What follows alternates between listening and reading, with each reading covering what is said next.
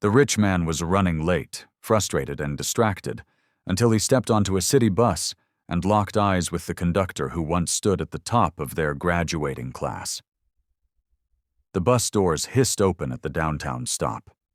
Ethan Miles, 39, a real estate mogul with a custom-tailored suit and Bluetooth in his ear, stepped aboard with practiced irritation. His driver was off sick, traffic was a mess, and taking the bus was never in his daily playbook. He tapped his card, eyes on his phone. "Transfer, please," he muttered. "Sure thing. Welcome aboard," came the response. Calm, steady, polite. But something about the voice made Ethan pause. He looked up and nearly dropped his phone. Standing there in the standard city uniform, punching transfers and offering tired smiles to passengers, was Andrew Cole. Andrew Cole, the boy who once stood on the stage as valedictorian of their high school graduating class. Straight A student, science Olympiad champion, debate team star, scholarship winner, a walk-in genius, and now collecting fares on bus route 82. Ethan blinked. Andrew Cole? Andrew looked up slowly, and his warm smile faltered just for a second. Recognition flickering in his eyes like a memory pulled from long ago. "Ethan Miles," he said softly. "It's been a while." Ethan sat down, stunned. His mind raced through old images, Andrew giving a graduation speech about chasing dreams and changing the world, while Ethan sat 3 rows back, clapping like everyone else, knowing Andrew was headed somewhere big. But here he was now, punching transfers. The bus jerked forward. Ethan watched him quietly. He wasn't embarrassed, didn't hide. He simply worked, calm, efficient, even kind to the passengers no one else noticed. Ethan stared out the window, mind clouded. What happened to him? Why is he here? And how? Did we switch places? He didn't know it yet. But by the time that bus reached the final stop, Ethan's entire view of success, failure, and second chances would never be the same. The bus wove through city blocks, past coffee shops, construction sites, and people who looked down or looked away. Ethan sat frozen, glancing at Andrew between stops. Same calm posture, same sharp eyes, but now framed by wrinkles, a few gray strands near his temple, and a transit ID badge instead of an honor medal. When the crowd thinned mid-route, Ethan rose and moved to the front. "You were going to MIT, right?" he asked carefully. Andrew chuckled. "Got in, full ride, even started freshman year." Then, Ethan's voice trailed off. Andrew didn't flinch. He kept his eyes on the road, hands relaxed on the wheel. "Mom got cancer. Stage 4. I came back to help. Thought I'd take 1 semester off. Turned into 2, then forever." Ethan swallowed hard. I had no idea." Andrew smiled, but it was tinged with something deeper. Acceptance, not bitterness. "Most people didn't. Life doesn't send newsletters when plans fall apart." They rode in silence for a minute. Ethan couldn't stop staring. "You were the smartest guy in the room, every room." "Smart doesn't always outrun life," Andrew said quietly. "You could have been anything." "I still am something, Ethan," he replied gently. "I show up. I work hard. I treat people with respect. That matters too." Those words sat heavy in Ethan's chest. Because deep down, in his luxury apartment and glossy LinkedIn profile, he often felt hollow. He had made money, built towers. But somewhere along the way, he forgot how to look people in the eye. As the bus neared the depot, Andrew pulled to the final stop.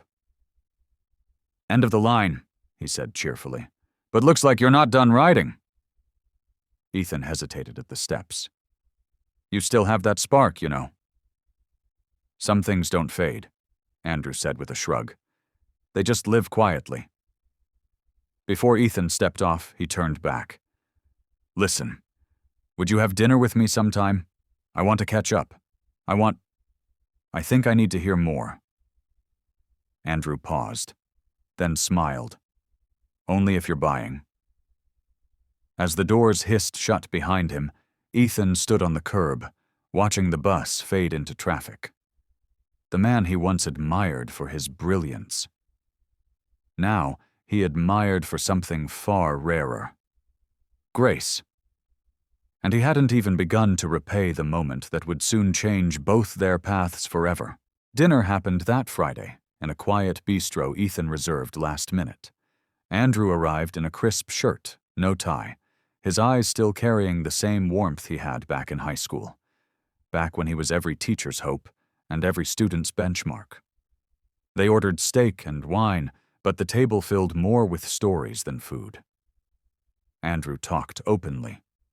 His mother's long battle, working nights at a grocery store, turning down MIT a second time after she passed, because he couldn't afford to start over. A job at the transit office that was meant to be temporary, stretched into years. "Then one day, I stopped waiting for life to circle back," he said, "and I just started showing up." Ethan listened, jaw tight, because for all his wins, he had no real stories, just deals, square footage, interest rates, and sleepless nights chasing numbers. He'd once envied Andrew's brilliance. Now, he envied his peace. After dinner, Ethan walked Andrew to the train stop. "You know," he said, "my company, we're drowning in back-end logistics. I'd kill to have someone who actually knows how to build systems from the ground up." Andrew raised an eyebrow. "Is this a dinner or a job pitch?" Ethan smiled. "It's both. I'm serious. I can start you as a project consultant, part-time. You choose your hours. Just help us stop the bleeding." Andrew hesitated. "I haven't touched advanced code in years." "But you understand systems better than any manager I've got. And you have something no one on my team does." "What's that?" "Perspective." A week later, Andrew walked into Miles' development HQ, nervous, unsure, carrying nothing but a notebook and a quiet presence. 3 months in, the team had given him a nickname: the Fixer. He redesigned an outdated operations model in 2 weeks, found a payroll flaw that saved $180,000, mentored 2 interns who now swore he was the best teacher they'd ever had. No one cared where he came from, because every time he spoke, people listened. Ethan watched it unfold like a miracle. And one evening, while overlooking the city skyline from his penthouse, he said, "You know, I thought success meant being seen. But watching you reminded me, real success is seeing others. You do that."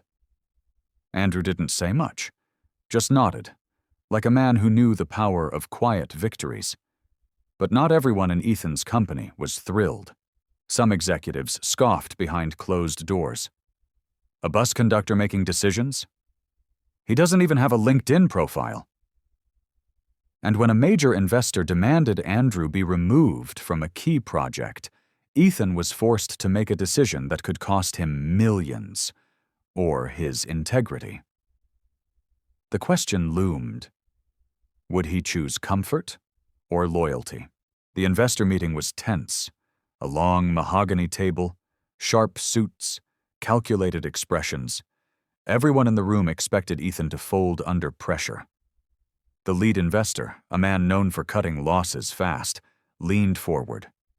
"Ethan, you're risking reputation and capital here.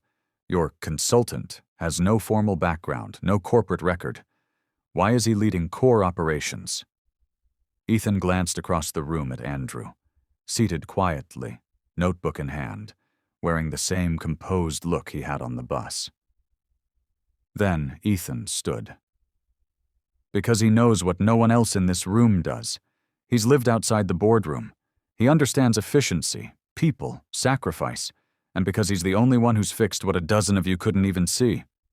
He paused. "If that's a problem, feel free to pull out.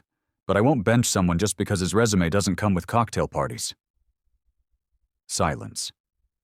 And then, slowly, the tension cracked. The investor leaned back, folded his arms, and said, "Then let's see if the conductor can drive the train." Andrew didn't gloat. He simply went back to work. In the next quarter, Miles Development posted its highest operational efficiency in 5 years. The same investors who had doubted him were now asking for his input in expansion plans. But the best part? Andrew finally got to hire people like himself. Undervalued, overlooked, brilliant. He created a second chance hiring pipeline, staffing positions with former warehouse workers, service staff, and veterans who had the drive but lacked the paper. He didn't just rise, he reached back. 1 year later, Ethan stood in front of his full company team during a quarterly meeting. He clicked to the final slide of the presentation. A photo of 2 teenage boys in graduation gowns, one of them with a medal around his neck. "You know the guy on the left," he said.